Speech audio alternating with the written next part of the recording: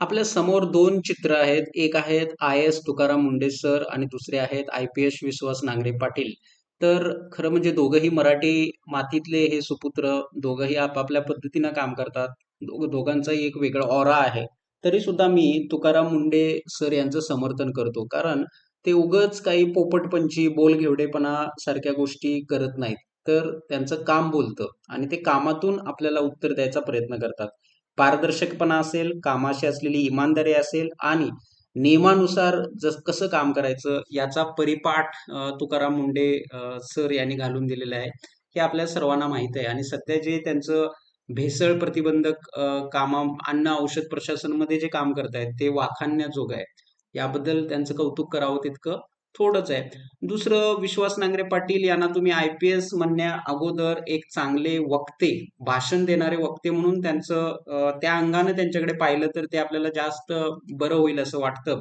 कारण सांगायचा मुद्दा असा की विश्वास नांगरे पाटील असेल किंवा अ, अविनाश धर्माधिकारी सारखी लोक असतील किंवा भरत आंधळे नावाचे एक आय-आर-एस व्यक्तिमत्व होतं.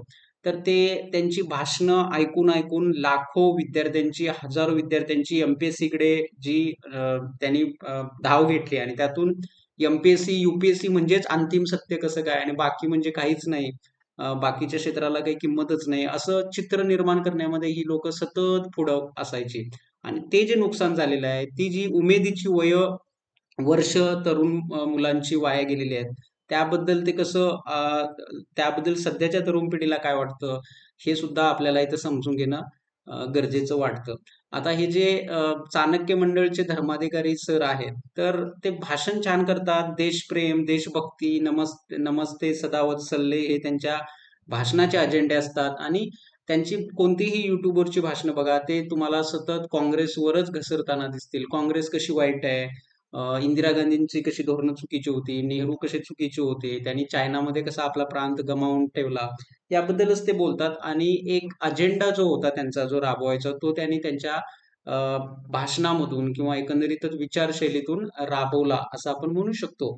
तर जेव्हा ते आय-एस अधिकारी होते, जेव्हा त्यांना संधी होती आय-एस होण्याची, तर तुकाराम मुंढे सरांच्या सारखं त्यांनी काम करणं अपेक्षित होतं. पण ते त्यांनी न करता अ, आ, तडकाफडकी राजीनामा देऊन त्यांनी चाणक्य मंडळचं हे दुकान थाटलं आणि त्याच्यातून त्यांनी त्यांचा व्यवसाय समृद्ध केला आणि या एकंदरीतच प्रचाराला किंवा एकंदरीतच याला महाराष्ट्रातील जे तरुण वर्ग होता तो सदाशिव पेठ, नारायण पेठ सारख्या पुण्यातल्या भागामध्ये सरकला आणि लोकांचं जे एक गमक होतं की म्हणजे आय-एस व्हा, तहसीलदार व्हा, आय-पी-एस व्हा आणि तेच म्हणजे अंतिम सत्य असं सांगण्यामध्ये ही अ, अ, वक्ते किंवा ही जी लोक आहेत ही आघाडीवर असायची असं आपल्याला याच्यातून म्हणता येतं. आज मी जेव्हा ही नावं माझ्यासमोर बघतो, तेव्हा मला ही नावं सगळी भंपक वाटतात किंवा हलकी वाटतात. कारण या लोकांनी एक दिशा दाखवण्याचं जे काम होतं, वाट दाखवण्याचं जे काम होतं, ते काहीसं त्यांनी कल्पनेतलं दाखवलं. जे सर्वच विद्यार्थ्यांना ते होतीलच असं काही नाही. म्हणजे 99.99 विद्यार्थ्यांना त्यातून काही यश मिळालं पण नाही. म्हणजे .1 विद्यार्थी जे होते ते त्यातून यशस्वी झाले असं आपण म्हणू शकतो. त्यामुळं ती जी उमेदीची वर्ष होती, ती उमेदीची वर्ष आपल्याला भरून मिळणार आहेत का? तर त्याचं उत्तर शोधणं सुद्धा गरजेचं आहे असं आपण म्हणू शकतो. तर महाराष्ट्रामध्ये फक्त तुकाराम मुंढेच आय-एस आहेत का? तर भरपूर जण आहेत. जवळपास 200 ते 250च्या दरम्यान महाराष्ट्रामध्ये आय-एस अधिकाऱ्यांची सध्या जंत्री आहे. तर इतर आय-एस अधिकारी, आय-पी-एस अधिकारी, तहसीलदार किंवा इतर जे पोस्ट धारक आहेत, ते आपापल्या विभागामध्ये काम त्या पद्धतीनं करतात का? हा सुद्धा मुद्दा आपल्याला लक्षात घ्यावा लागेल असं आपण म्हणू शकतो. कारण अ, एक अधिकारी जर इतकं काम करत असेल, की ज्याच्यामुळं महाराष्ट्र अ, अ, मध्ये एक काहीसा आपल्याला कायापालट दिसतो. तर तो इतरांनी का फॉलो करू नये? इतरांनी त्यांच्यामध्ये का अ, आपल्यामध्ये तो का आणू नये? याबद्दल अ, या अधिकाऱ्यांना जरा सुद्धा काही जनाची नाही निदान मनाची तरी वाटत असेल का? तर हा सुद्धा प्रश्न आपण इथं विचारू शकतो. कारण तुकाराम मुंडे हे सिस्टमच्या चौकटीत राहून काम करणारे आहेत. नियमानुसार काम करणारे आहेत. म्हणूनच ते आपल्या सर्वांना ठळकपणे दिसतात. पण या विरोधात, या उलट IPS नांगरे असतील किंवा इतर अधिकारी असतील, ते भाषणबाजी करण्यामध्येच कसे पुढे असतात आणि त्याची उदाहरणं आपण बघू शकतो. एक म्हणजे तुम्हाला 26/11 माहीत असेल. 26/11 मध्ये जेव्हा हल्ला झाला होता, त्यावेळी मी कसं त्या दहशतवाद्यांशी लढलो, माझ्या खांद्याला कशी बंदुकीची गोळी चाटून गेली, याबद्दल नांगरे पाटील यांची भाषणं आपण अनेकदा ऐकलेलो आहे. त्याबद्दल त्या तत्कालीन त्या प्रसंगावर रतन टाटांनी सुद्धा या नांगरे पाटलांना खडसावलं होतं, हे आपण बघतोय.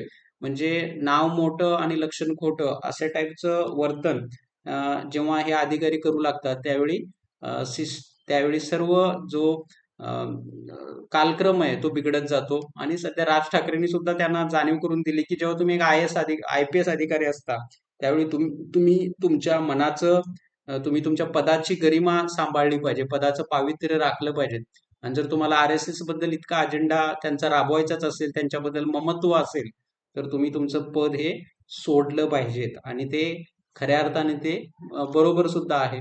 त्यामुळे दोघंही महाराष्ट्रीयन अधिकारी आहेत, चांगले अधिकारी आहेत. पण एक आपल्या कृतीतून बोलतो आणि दुसरा फक्त आपल्या भाषणबाजीतून बोलतो, हे सुद्धा आपल्याला समजून घ्यावं लागेल.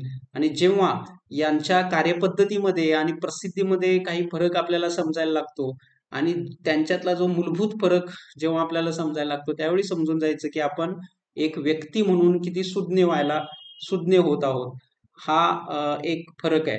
आणि जेव्हा एक IS जेव्हा आपल्या नियमानुसार वागायला सुरुवात करतो, त्यावेळी समाजामध्ये कसा चांगला बदल घडतो आणि सिस्टीम कशी कामाला लागते, हे सुद्धा आपल्याला याच्यातून दिसतं. आणि सध्याच्या सरकारनं सुद्धा तुकाराम मुंढे सरांना आहे त्या पोस्टवर खूप वेळ ठेवून त्यांच्या कार्यपद्धतीचा, त्यांच्या ज्ञानाचा कसा महाराष्ट्राला आणि आपल्या समाजाला उपयोग होईल, हे सुद्धा पाहणं गरजेचं आहे, असं आपण या ठिकाणी म्हणू शकतो. तर हा व्हिडिओ तुम्हाला कसा वाटला, त्याबद्दल तुमचं काय मत आहे? किंवा एकंदरीतच आपल्या दैनंदिन जीवनामध्ये सुद्धा आपण हा विचार, तुकाराम मुंढे सरांचे विचार किंवा त्यांची जी कार्यपद्धती आहे, त्यांच्यासारखं वागण्याचा प्रयत्न करणे, हे सुद्धा आपल्यावरती सुद्धा तितक्याच जबाबदाऱ्या आहेत, असं या अनुषंगानं आपण म्हणू शकतो.